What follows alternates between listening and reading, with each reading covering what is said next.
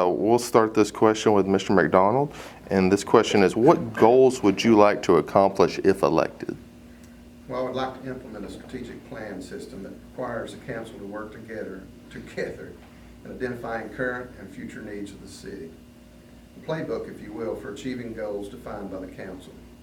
It will require all department heads, along with all council members, to sign off on it, acknowledging the goals identified within this strategic plan.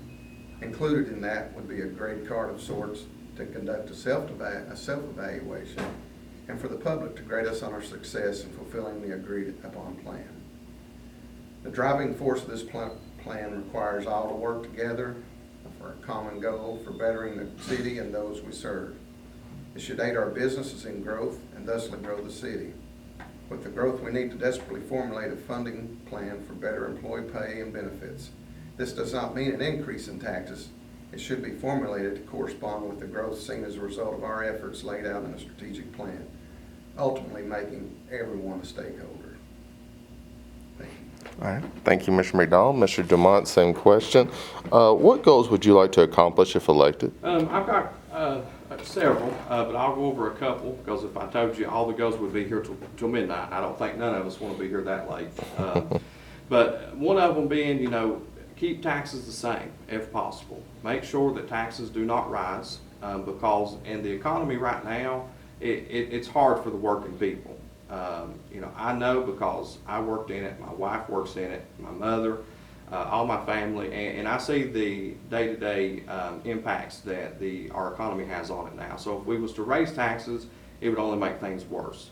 Not only that, but also, I don't think it's been mentioned here tonight, but bringing activities and businesses in that help our children, that's a big plus. It's a shame that the citizens and their families and children have to travel over an hour away just to go watch a movie, just to go, ride go-karts or spend time at a good restaurant with their families.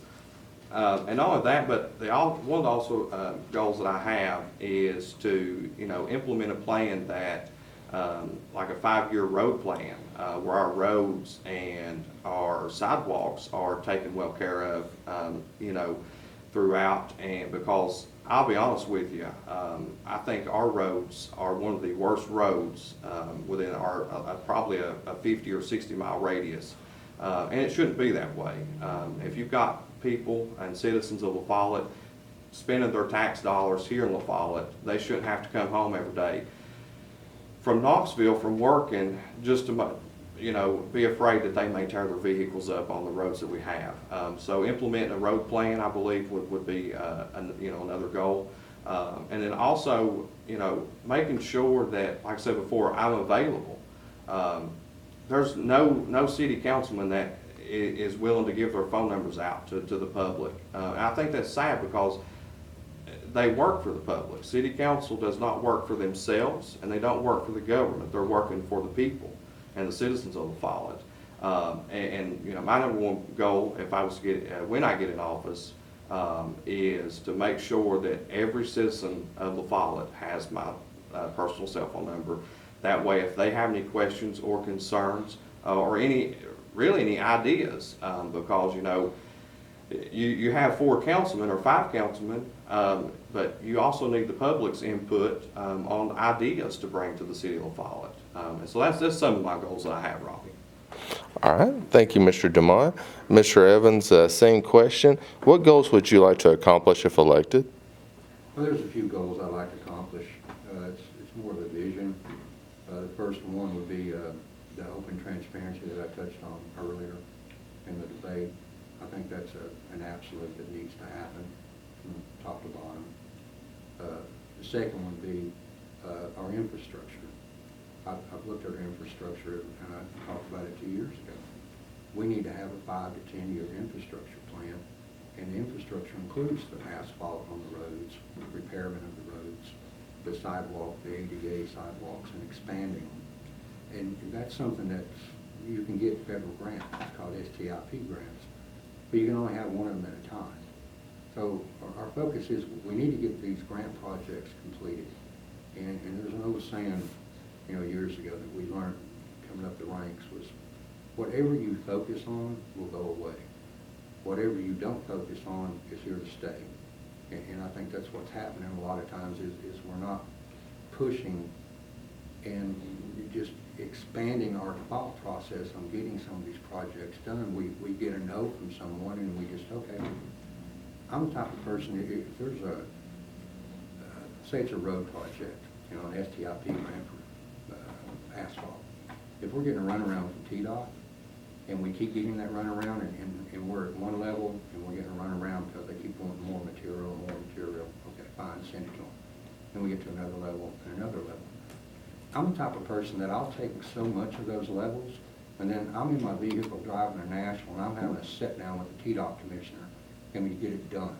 Because in the private sector, if you don't get it done, you don't have a job, because they don't want to hear excuses. Board of directors gives you a project, and they give you 6 months, 180 days, 9, it doesn't matter. You don't go back to them and tell them you want more time. You take what they give you and you push and you find a way to get it done. You don't accept excuses for not getting it done. And I think that way we can get a lot more roads done by cleaning up some of these projects. Because like I said, you can only have one of them at a time. Otherwise, you have to spend your capital reserves. And unfortunately, we've been spending capital reserves the last couple of years on asphalt work instead of federal grants that's administered through the state. You get the federal grant and then it's administered through the state in Nashville.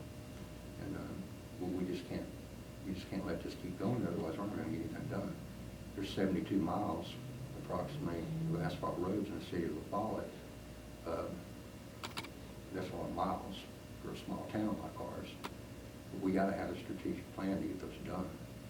And that's one of the big things is the infrastructure. We've got to plan for that. And another one that I want to see is, I said the 3 absolutes, and one of them being the employees.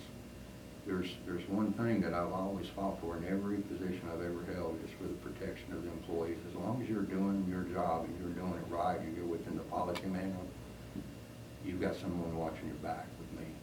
Because I don't like political decisions. I despise them. I don't like personal vendettas. If someone is doing their job, showing up to work, I've got your back. And it's 100%, no questions asked. I think you always take care of your employees, and I think we need to do that with our policies, with our pay, and with our benefits. And when I say pay, we need to have a strategic plan for pay. Pay is just like anything else for your employees. They need to know what's their avenue of progression on their pay and their positions of training as they go forward. That's how you train and keep people, is by having a good 5-year plan, at least a 5-year plan. That way you're not losing them, they're coming in and working 6 months and then going somewhere else. So, there's a lot of attributes there. All right. Thank you, Mr. Evans. Mr. Hoskins, same question. What goals would you like to accomplish if elected? Before I left office last time, I was having discussions with the street department head, Casey Boshears, and asphalt has a lifespan of 20 years approximately. I think that we need to have a 20-year asphalt replacement plan for the entire city. We have a deteriorating drainage system. The tiles underneath the roads, the ditches are overgrown with trees. They haven't been cleaned in many years.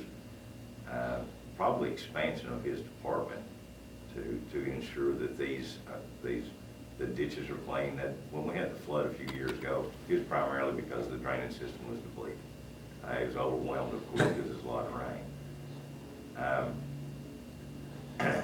We need to plan on the replacement of very expensive capital items like fire engines, police cars. We've replaced a lot of the equipment that the street department has. Already we have new fire engines. We've got everything that we need. We really do. But as the years go on, they're going to have to be replaced. The cost continues to go up, and we don't want to get caught trying to borrow money when we could have it already in a bank account somewhere waiting on it, and utilizing, of course, the grant program to help stabilize it. Thank you, Mr. Hoskins. And then rounding out this question with Mr. Kitts, what goals would you like to accomplish if you're reelected? Well, I would like to see the 18.5 acres that we have. We started 4 years ago, and Mr. Hoskins, you was part of that. You know, we hired a developer. We've talked about it off and on, but we kind of turned it over to him. But you know, we have the future of a dine-in restaurant, a motel, an outdoor sports complex, which we hope will attract travel team, and we're going to have it set up for that purpose. We'll also have tennis courts, soccer field. All that was intended and needs to bring in revenue to the city. We got to think outside the box in a lot of our abilities that, you know, we can't rely on property tax to just keep funding the city. We rolled our property tax back, by the way, with a new appraisal that came out. So, you know, another project I would like to see done, Mr. Hoskins just touched on it. Our Public Works Department has just outgrown their area. We got about an acre of property. And we've got equipment that we bought, which, you know, will in turn clean out these ditches. We've already done some drainage work underneath Beach Street. That was done through a grant.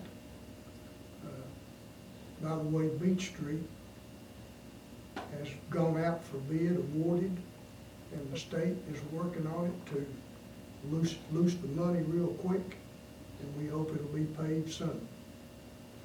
Those are just two of the projects, but numerous others that we've got started. We got 32 streets that we've got to be paved. We've already awarded the money. I mean, we've set aside the money.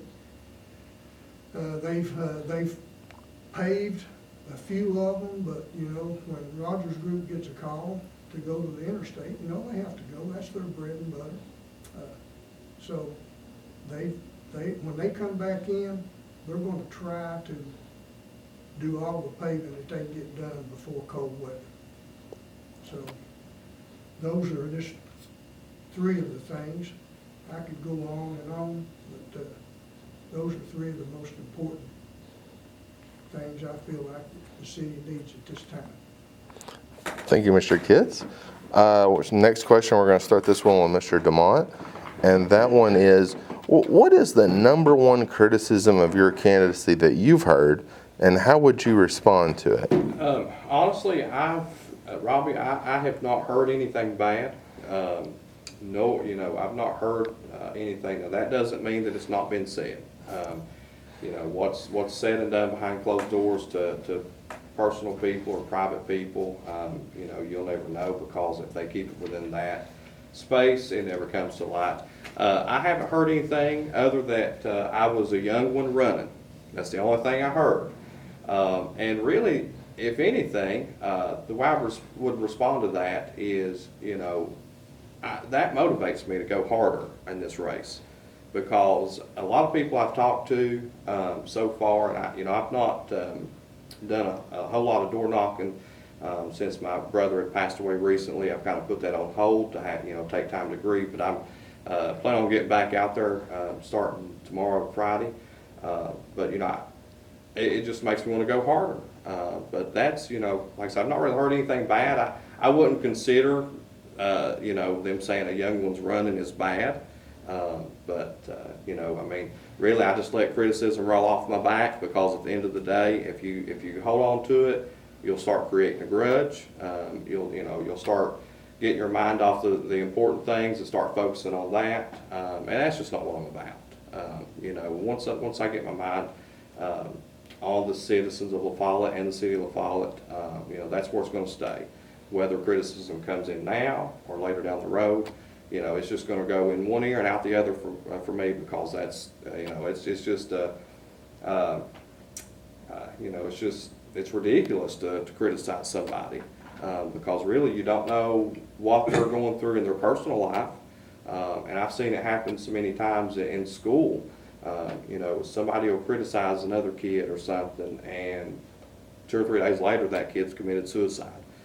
So I'm not about criticism, and you know, when I hear it, I just let it roll, because at the end of the day, that's not what it's about. Thank you, Mr. Demont. Mr. Evans, same question. What's the number one criticism of your candidacy that you've heard, and how would you respond to it? I haven't really heard any criticism about the campaign or anything this year. I've talked door to door, talked to a lot of people so far. I haven't heard anything. I mean, if you got a question, just ask me. I'm a pretty blunt person. I don't run from you. But I haven't heard anything. All right, thank you, Mr. Evans. Mr. Hoskins, same question. What's the number one criticism of your candidacy that you've heard, and how would you respond to it? I have had no criticism that I'm aware of. But for all I know, they're all going to vote for me. All right, thank you, Mr. Hoskins. Mr. Kitts, same question. What's the number one criticism of your candidacy that you've heard, and how would you respond to it? I haven't heard any criticism either. You know, Everybody going to vote for you, too. I hope they all vote for me.